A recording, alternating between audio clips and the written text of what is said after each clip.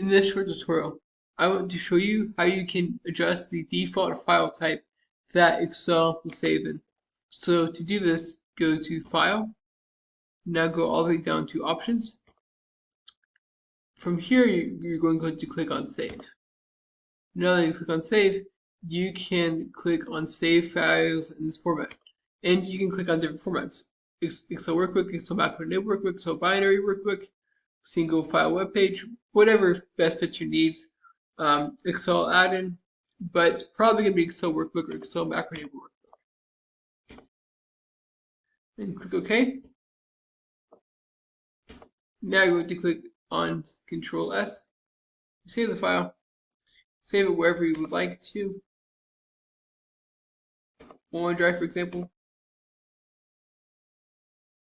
Now book 3 is going to be an Excel Macro Workbook once it saves. That's it. I hope you found this to be helpful. If you did, like, subscribe, comment. Thank you for watching. Have a great day.